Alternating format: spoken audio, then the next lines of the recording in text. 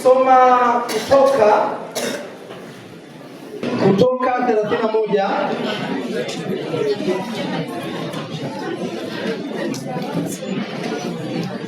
kuna watu wawili wanaitwa Bezaleli na Oholiabu.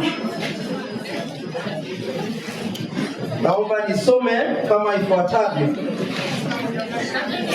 31 kuanzia mstari wa kwanza, unaweza kusoma story yote, lakini mimi niko interested na mstari wa 2 mpaka wa 6.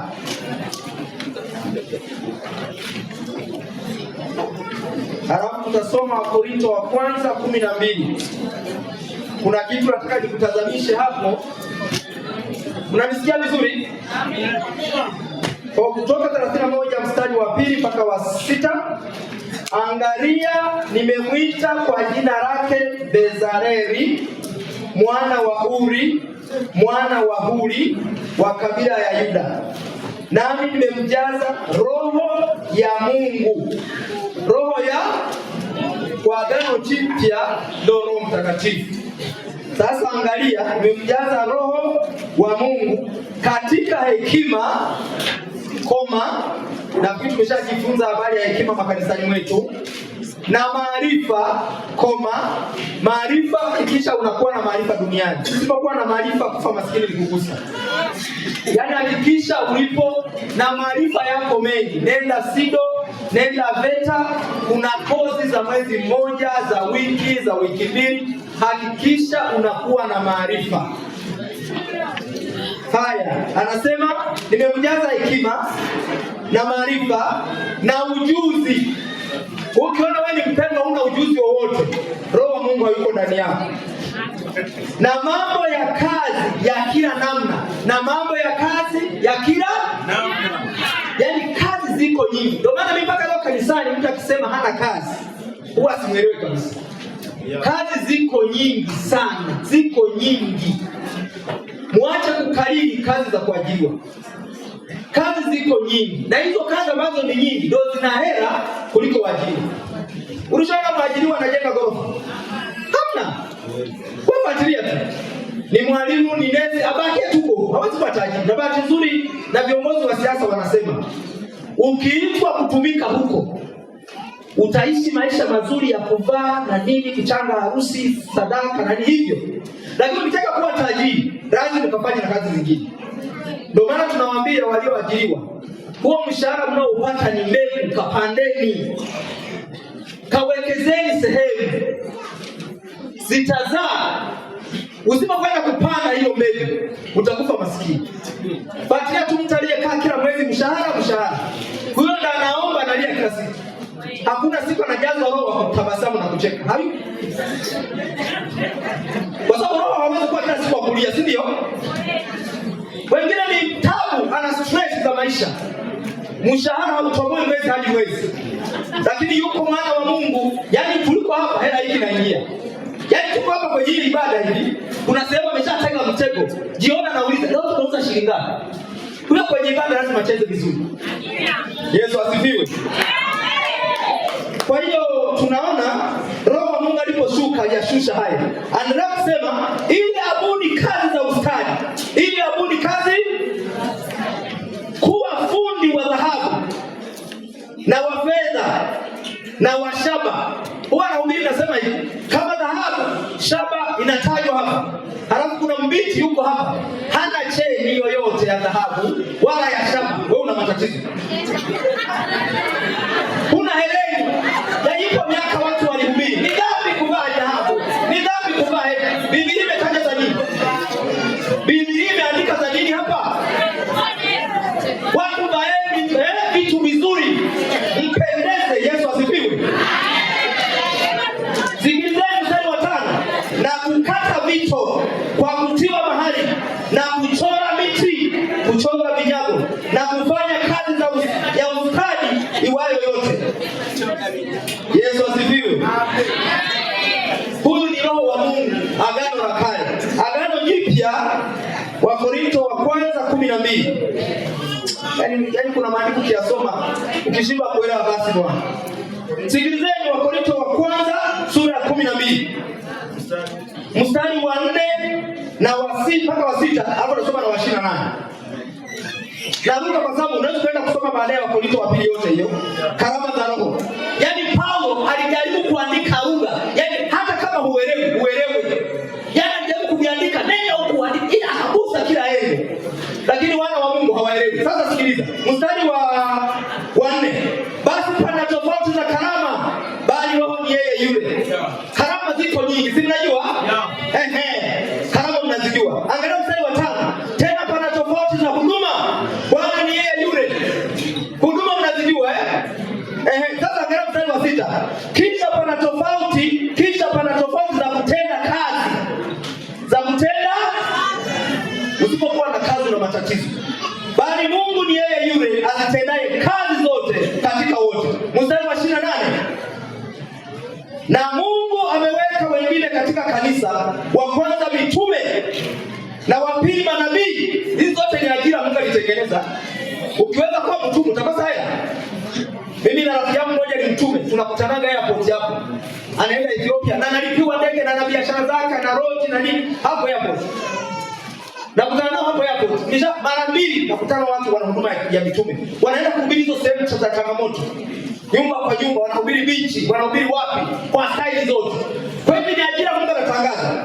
Pana katika kanisa, wa kwanza mitume, wa pili manabii, na wa tatu walimu. Na ndio maana nilikoma mpaka nikasoma na Biblia walimu. Comment yake iko kwenye field sahihi.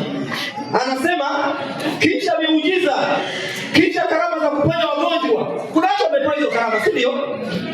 Lakini ukiombea mtu usikasirike. Kuna ambao watakaoenda kuponea wapi? Hospitali. Wakameze Panadol, wakameze Rosomycin. Sinajua? Sio kila mtu ombe eti apone. Hapo unamfungia mtu siku 10 na yeye eti apone. Mfungia. Piga mkono pale, hajapona wewe mwambie kwa daktari. Sindano na vidonge anapona. Yesu asifiwe.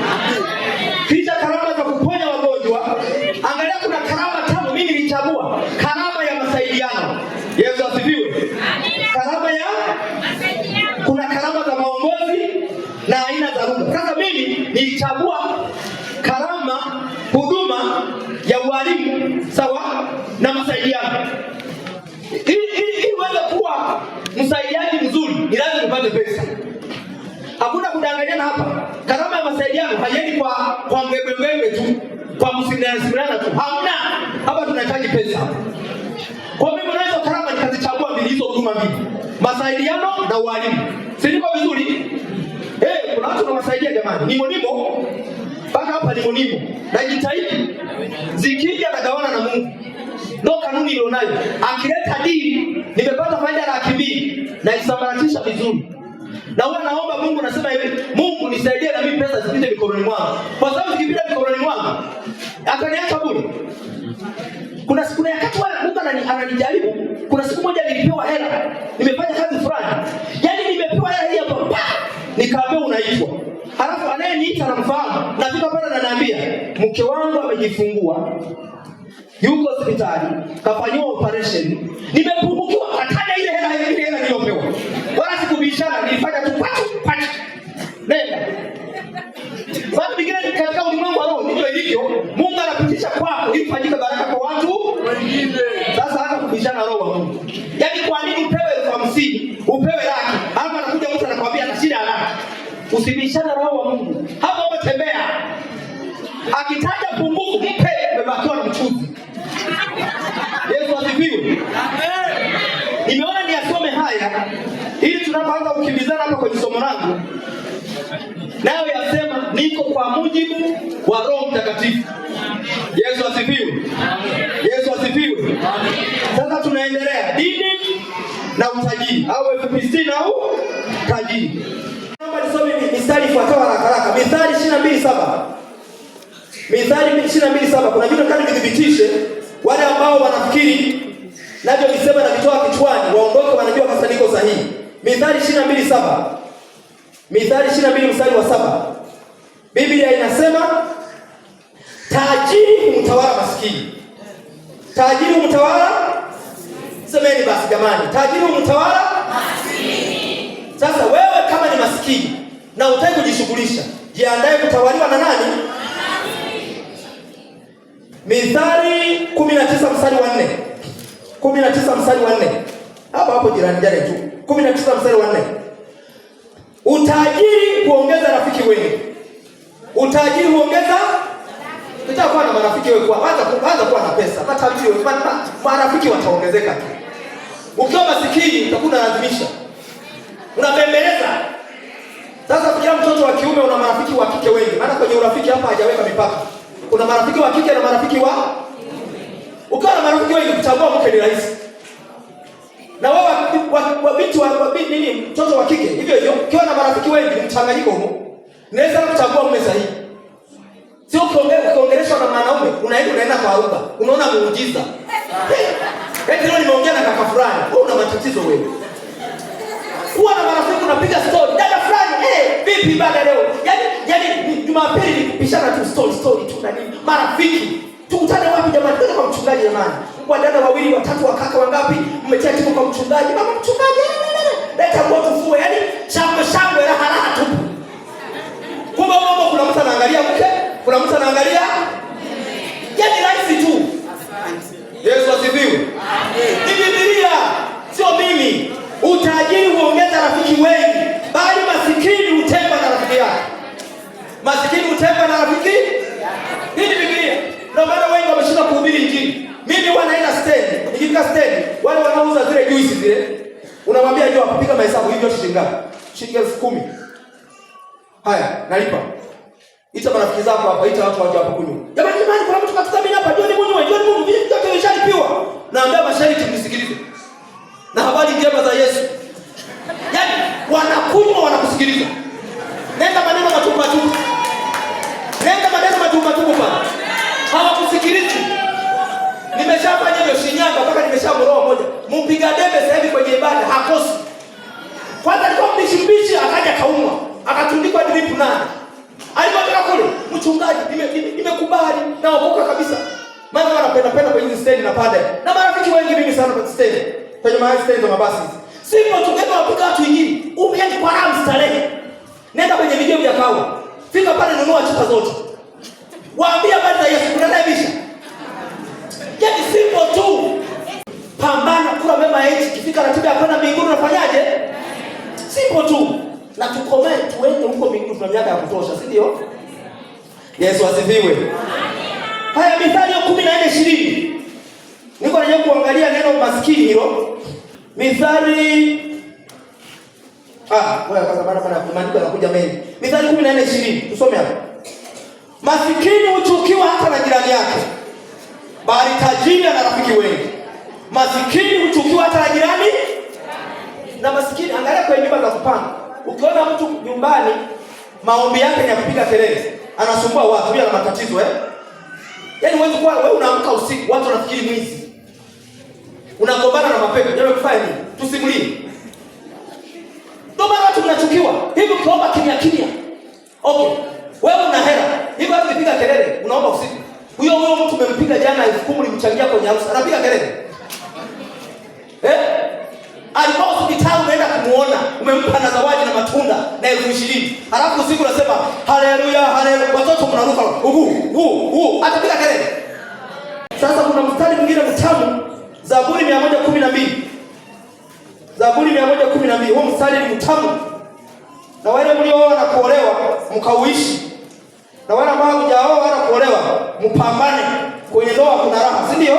Amen. Kwenye ndoa kuna raha. Yaani ukiona mke akuiti baby, honey, wewe kwenye ndoa kuna nini? Watu afutani hela mtaona raha yake. Zaburi 112 mstari wa kwanza mpaka wa 3. Sikilizeni maandiko yanavyosema. Haleluya! Heri mtu yule amchaye Bwana, apendezwaye sana na maagizo yake. Angalieni, ukimcha Bwana, yaani unayependezwa na maagizo ya Bwana, kama haya ambayo watumishi wa Mungu wanatoa hapa, wanasema na mimi nikiwemo. Mstari wa 2, wazao wake watakuwa hodari duniani. Wazao wako watakuwa hodari duniani. Bwana mimi mtoto wa kwanza na wa pili. Wa kwanza yuko Mvume sasa hivi, ni wa kike. Wa pili amemaliza hapa, alikuja hapa na division 1 ya point 15 hapa. Mtoto wangu wa pili wa kiume. wengine wako shule ya msingi wawili. Uhodari simeshaanza kuonekana. Kuzai vilaza hivi juu. Unazaa kwenye akili. Wazao wake wanakuwa hodari duniani. Kizazi cha wenye adili kitabarikiwa. Kizazi cha wenye adili nyumbani mwake, angalia mstari wa 3. Nyumbani mwake mna utajiri na mali. Nyumbani mwake mna utajiri na haki yake yakaa milele. Yaani Biblia ni tamu. Hata wakati tunasoma unaweza kutamani ukaruge. Yaani angalia utajiri na mali. Utajiri na mali vinapatikana kwa kufanya biashara. Kwa kulima, kwa kufuga, ndio utajiri unapatikana. Na mali zinakuja kwa kazi hizi. Zinakuja kwa kazi ya mikono yetu. Yaani ukitoka hapa iseme kama umenisikiliza ukaenda kwa maskini, wewe una matatizo. Wewe una matatizo. Yesu asifiwe. Jamani. Wakorintho wa pili 8. Wakorintho wa pili 8:9. Maana mmejua neema ya Bwana wetu Yesu Kristo, jinsi alivyokuwa masikini kwa ajili yenu. Jinsi alivyokuwa masikini kwa ajili, ingawa alikuwa tajiri, ili kwamba ninyi mpate kuwa matajiri kwa umasikini wake.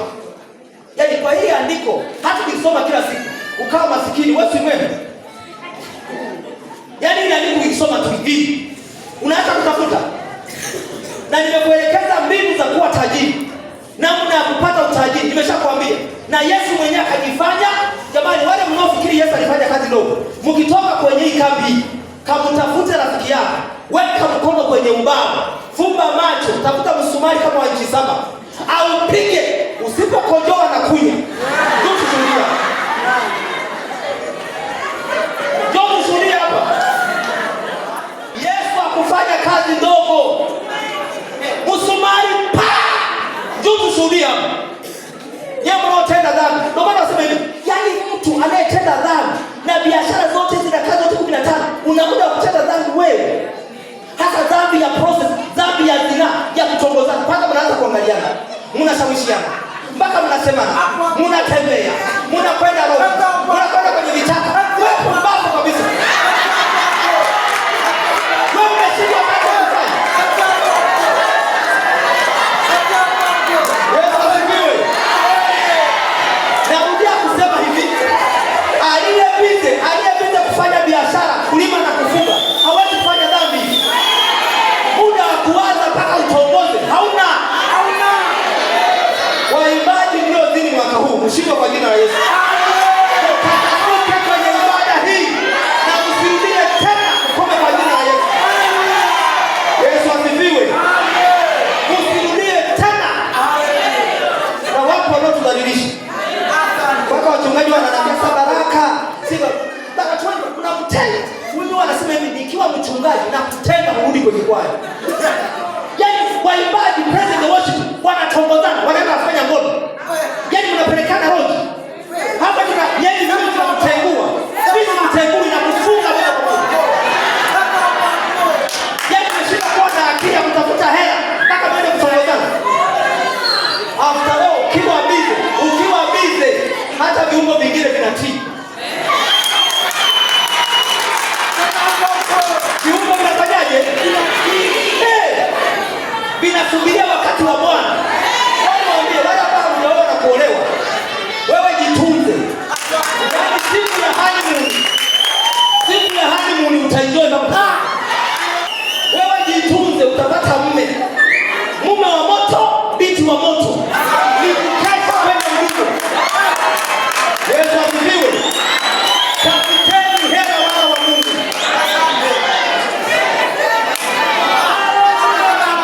Wagalatia 3:9 nakwenda kumaliza. Hili ni nyimbo ya somo langu. Wagalatia 3:13 na 14. Angalieni maandiko yanavyosema. Kristo alitukomboa katika laana ya Torati, kwa kuwa alifanywa laana kwa ajili yetu. Maana imeandikwa, amelaaniwa kila mtu aangikwaye juu ya msalaba au juu ya mti. Mstari wa 14, ili kwamba baraka ya Ibrahimu. Nimewaambia hivi, Ibrahimu Mwanzo 13 Ibrahim alikuwa tajiri wa mifugo, fedha na dhahabu. Sasa angalia Wagalatia 3:14. Ili kwamba baraka ya Ibrahim alikuwa ni mtu mwenye imani. Ibrahim alikuwa tajiri. Kwa Yesu kuja kufa msalabani, hakikisha unamiliki, hakikisha unakuwa tajiri kama Ibrahim alivyokuwa. Hakikisha unafuga mifugo kama Ibrahim alivyokuwa anafuga. Umiliki dhahabu na fedha. Yesu asifiwe. Hii Biblia inasema ili kwamba baraka ya Ibrahim iwafikirie mataifa katika Kristo Yesu. Sisi ni mataifa. Baraka ya Ibrahim sio kwa kunena kwa lugha. Unajua Ibrahim alinena kwa lugha. Ibrahim wakati alikuwa ananena kwa lugha. Ibrahim Biblia soma kitabu cha Mwanzo kwa kusoma. Ibrahim alikuwa tajiri, alikuwa na mifugo mingi, alikuwa na fedha, alikuwa na dhahabu, alikuwa ni mkulima. Soma Biblia, anachimba visima. Alikuwa anapenda sana kulima kilimo cha umwagiliaji. Mtoto wake Isaka alikuja kuvunja rekodi, akapanda kipimo kikazaa mara ngapi? Mara 100. Simesoma nyewe. Yaani Isaka kuna kata alilima, kipimo kimoja kikazaa mara 100. Yaani punje moja hii inabeba mahindi matano. Si miujiza hii? Waliokoka inawezekana. Sasa huyu mstari anasema ili kwamba baraka ya Ibrahim iwafikirie mataifa katika Kristo Yesu, tupate kupokea ahadi ya Roho Mtakatifu kwa njia ya imani. Kwa kisha kuwa tajiri, kumpokea Roho Mtakatifu ni kugusa. Ndio maana watu ambao hawana hela kwenye maombi ni kulia. Unalia kila siku wewe. Yaani Roho wa Mungu uweze kufurahi, ukacheka. Roho Mtakatifu. Jamani. Ukaniumba mimi. Wewe unaweza ukajisifia, unamsifia Mungu ukiwa unalia. Mungu kaniumba kwa ajabu, ukaweka viungo vingine vimeficha huko ndani. Havionekani. Ukaumba pua, ukaumba ulimi, ukaumba kiombo sijui, ukaumba sina nini, ukaumba sina mgongo, ukaumba na utumbo umekunja bana. Unamsifia Mungu, utalia. Sasa watu kila siku ni kulalamika, kwenye maombi ni kulalamika. Msifiage Mungu. Uone kama akuletea imani. Watu kila siku mnamtupia mawe shetani. Okay, nitoa mfano huu. Chukua mawe kapige nyumba ya mtu. Chukua mawe kapige nyumba, kama anakuweza atakunyuka. Akiona na muziki atakupeleka polisi. Si unajua? Wanakuwa wengi wanamfanya hivyo shetani. Unatupa mawe mwenyewe. Hakika Yesu. Hakika Yesu. Si ndio? Halafu shetani ni mshtaki wetu. Si unajua? Ni mshtaki, anakwenda kwa Yesu. Yesu, nabii niruhusu sasa niende. Anasema yeye nenda ndio kuruhusu nenda. Shetani mshtaki wetu anaanguruma, akitembea kutafuta, si najua. Na mnamtokoza wenyewe. Hivi jamani, huyu aliyekufia msalabani akapigwa misumari na mijeledi na kile. Wewe unashika kumsifia. Usimtajage shetani kwenye maombi yako. Chana naye, anakuhusu nini? Ila kujichanganya kija, akikuchokoza, mnyuke. Sababu moja mwenyewe. Mnyuke. Usiku unapolala, unapoamka msifie Mungu, utaona mema ya nchi. Hai, aje hapa rais wetu hapa. Baada ya kumsifia, wewe unataja vitu vingine. Unataja, unalia. Sina gawa. Sina gari, unalia. Rais atakuelewa. Ndio mnamfanya Yesu. Kama wanadamu tukiwasifia wanakupa. Je, Mungu wetu? Ni zaidi. Sasa msifie. Na niko kwenye ibada ya waimbaji sasa. Haya, biashara. Nini maana ya biashara? Shughuli ambayo unawekeza fedha ili kupata zaidi. Ina mwanzo na mwisho. Ina malengo maalum, ina mpango maalum. Hiyo ndio biashara maana yake. Sawa? Mwanzo 34 mstari wa 10. Nataka nidhibitishe neno biashara maana kuna watu hapa wanafikiri kuna michunga. Mwanzo 34 mstari wa 10. Sikiliza utamu ulioko hapa. Nanyi mtakaa nasi na nchi hii itakuwa mbele yenu. Kaeni na kufanya biashara humo, mkapate mali humo. Kasome hicho kisa vizuri, kakisome. Ilikuwaje? Wale wao waliotoka Kigoma kuja Mwanza au Sengerema wanajua maana yake. Wana hii mstari watauelewa. Wale wazaliwa na nyinyi mwende pengine, si ndio? Neno biashara silipo hapo. Haya, Agano Jipya Luka 19:13. Maana nithibitisha hapo, msije mkaenda kusema nilikuwa nasema toa maandiko haya. Haya, Luka 19:13. Neno la Mungu linasema, nilikuwa nathibitisha neno biashara. Mathayo 10, Luka. 19:13. Luka 19:13. Luka 19:13.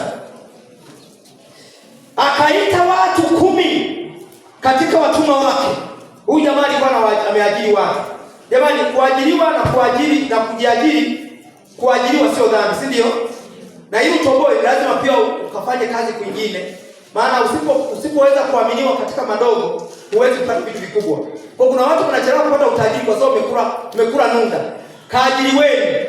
Kalipeni mishahara midogo, fanyeni kazi kwa bidii. Huyu jamaa alikuwa na watumwa 10, wafanyakazi 10. Angalia, akawapa mafungu 10 ya fedha. Akawapa mafungu 10 ya fedha. Akawaambia, fanyeni biashara hata nitakapokuja. Fanyeni biashara mpaka nitakapo. Hii ni agano jipya, Luka 19:13. Neno biashara lipo. Sasa kama hujaelewa, sijui sasa. Haya, uchumi ni nini? Uchumi ni maarifa ya namna ya kutumia rasilimali zilizopo na ambazo ni chache ili kukutana na mahitaji na matakwa mengi katika maisha yako au katika maisha ya familia yako. Uchumi ni maarifa ya namna ya kutumia rasilimali. Tulidefine kule utajiri, si ndio? Uwezo wa kutumia rasilimali zinazozunguka. Kwa ukiweza kuanza kutumia rasilimali zinazozunguka, tayari unaanza kuishi uchumi. Na hivi tunavyopambana tuishi vizuri ni vichache, sio vingi. Hivi vitu tunavyopambana navyo na ni Mungu mwenyewe aliweka. Wale wanaotoka Geita wanajua kupata dhahabu sio kazi ndogo. Na ukipata dhahabu umekuwa milionea.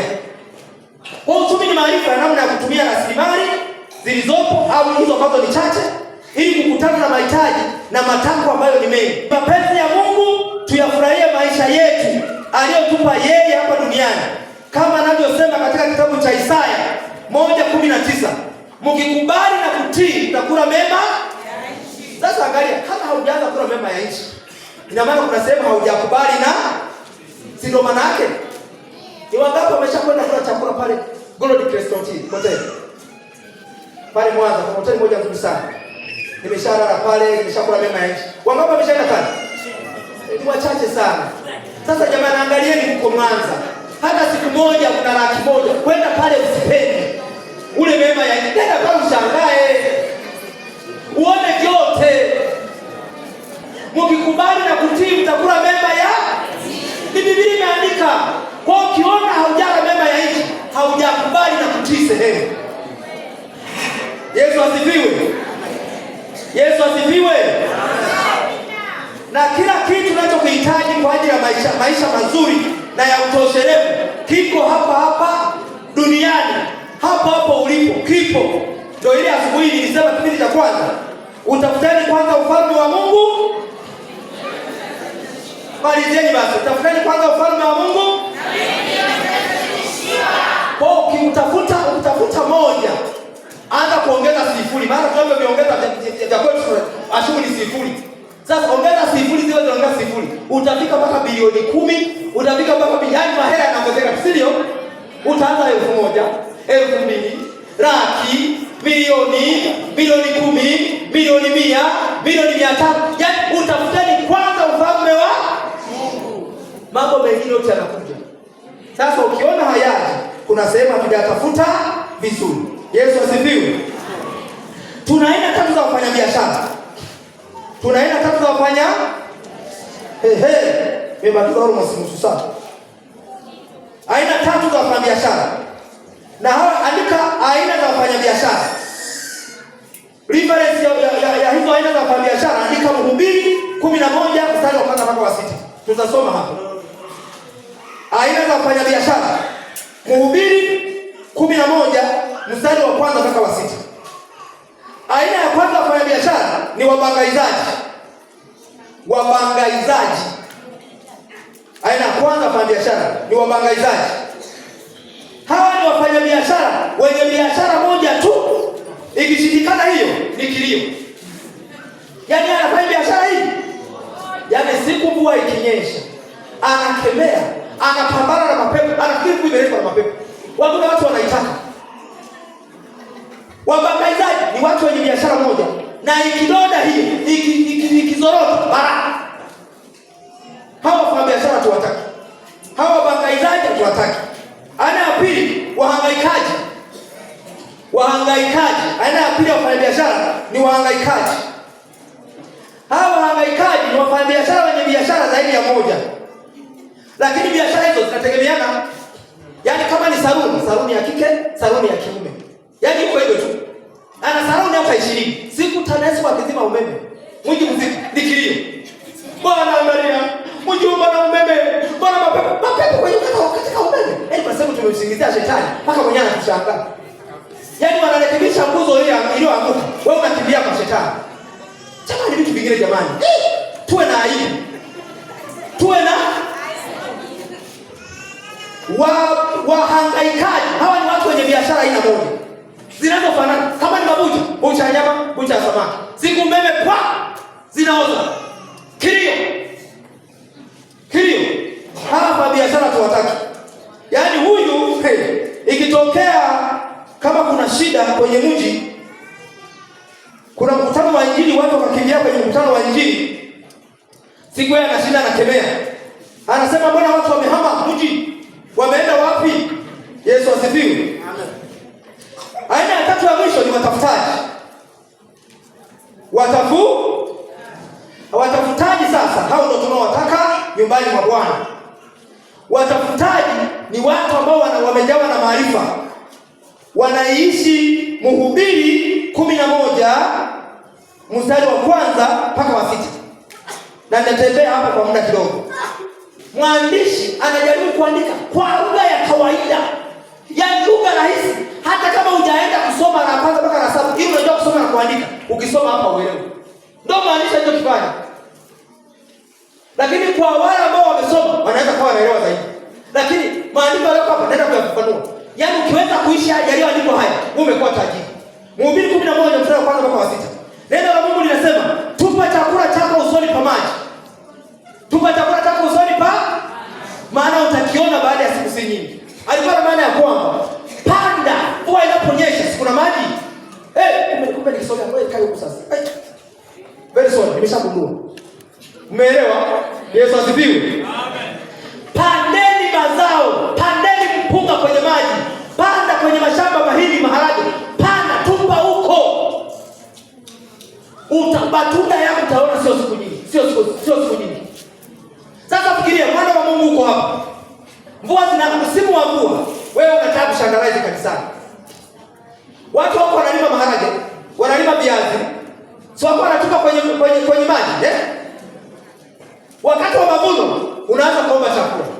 Una akili au ni mpumbavu? Mstari wa pili. Angalau mstari wa pili ndio wale wanasema watafutaji sasa. Wawekezaji, aina ya tatu wafanya biashara. Mstari wa pili, uwagawie sehemu watu 7. Yaani hakikisha una miradi 7 mpaka 8 tofauti. Miradi tofauti. Una bucha za nyama, una duka la nguo, sawa? Una hardware. Yaani una biashara tofauti. Mvua ikinyesha, kuna sehemu ile inaingia, si ndio? Yaani jua ikiwaka sana, watu wanataka kujenga, wanakuja kununua hardware. Yaani una miradi tofauti. Biblia inasema uwagawie sehemu watu 7 hata 8. Maana hujui baa gani litakalo kuja juu ya nchi. Hujui baa gani litakalo kuja juu ya. Sasa wale wa Mungu mnaomba maombi ya kulia kila siku, sababu hamjui ile andiko. Hivi wewe, mvua zimenyesha tangu jamani, wale walio kwenye ndoa, ndani kuna kila kitu. Yaani unga upo, mchele upo, samaki kwenye friji, nyanya, vitunguu. Mvua ikanyesha, mume na mke, si hadi mume. Maana mama tukwenda kupika supu, mnakula mnarudi, ni mwendo wa ibada. Masaa 24. Masaa 20 ngapi? Kwa sababu kuna sehemu pesa inaingia. Kutana na mtu ambaye ana mradi mmoja, badala ya kuchangamka afurahie kwamba mke aseme Mungu amenipa neema ya kushinda na mume wangu siku ya leo, wanaingia kwenye magoti. Punguza mvua. Mungu anataka tengeneze mule hadi ni nyingine. Pika watoto wale warudi kulala, wabaki sebreni, nie chumbani. Shangwe na vigeregere viendelee.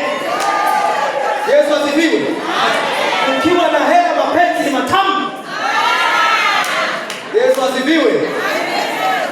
Hawa ndio wawekezaji tunawataka. Akisimama anasema nina miradi 7, hapo miradi haifanani. Miradi haifanani. Hundo tunawataka kanisani. Hao ndio tunawataka. Hivi mshakuwa na miradi hiyo. Mvua ikinyesha siku ya ibada, utabaki nyumbani. Watoto wageni mnaingia kwenye gari, ni wepa tu na muziki. Mnapiga wepa mpaka mlangoni kanisani, mnashuka mnaingia kwenye ibada. Hauna gari. Ndio umeacha na kusali siku hiyo. Pastor sisi kwa huko umekachama. Yaani kwa ni hatari leo. Wewe huna gari wewe. Ukiwa na gari utaka kwenda kwenye ibada. Yesu asifiwe. Mstari wa 3. Mawingu yakiwa yamejaa mvua yataimimina juu ya nchi, na mtu ukianguka ukielekea kusini au kaskazini, paangukapo ule mti, papo hapo utalala. Mstari wa 4. Mwenye kuangalia upepo hata panda. Walokole wengi wako hapo. Hivi mvua kweli itanyesha? Siende kupanda. Hapo si kesho. Hivi kweli kuna mawingu. Yaani kila siku mpaka msimu unaisha. Hivi na viazi, yaani kuna mtu hapo hata mimi nyumbani pale. Mkao na mama panda matuta hata mawili ya viazi. Pana. Anapanda na yale matuta mawili. Tunakula mpaka tunagawa. Hata tembele ambao halishambuliwi na wazungu. Tembele bado halipo. Kile mnatia aibu kabisa. Mna mima maua havieleweki hata mbii.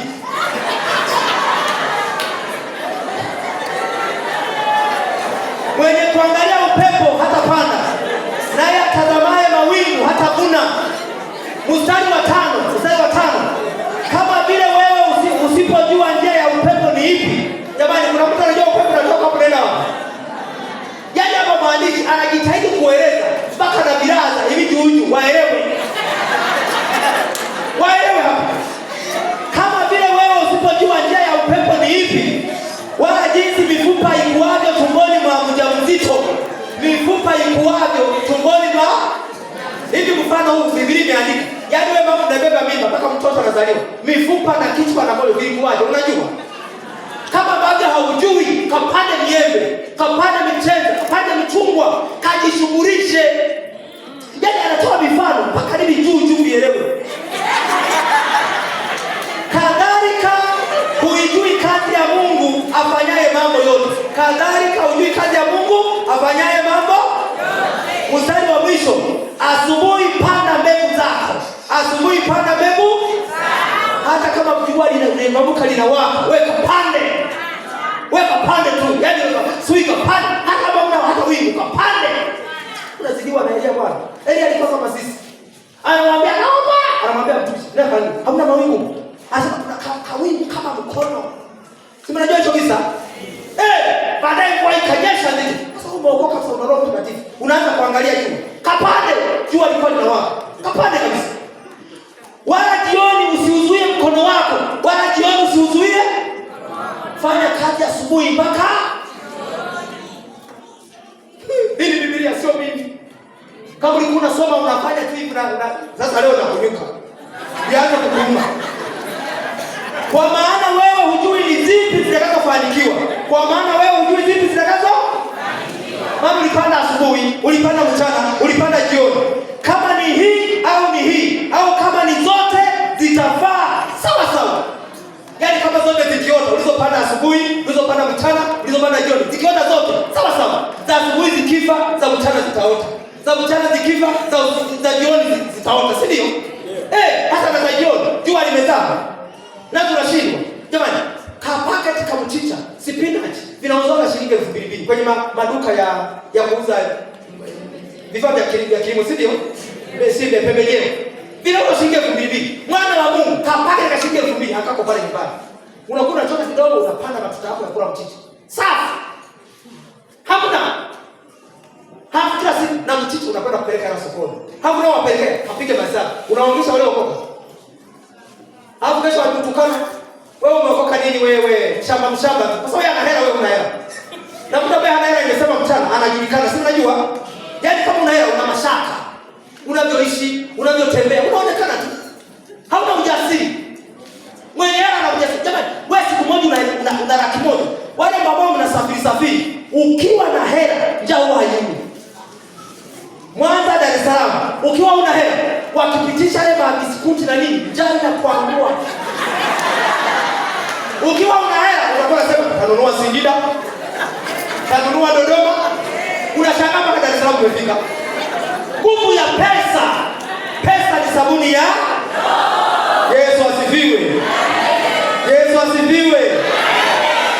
Jamani, tukitoka hapa kweli kama sisi waimbaji, tukiwa na hela zetu, tunaweza kutengeneza kongamano la ukweli.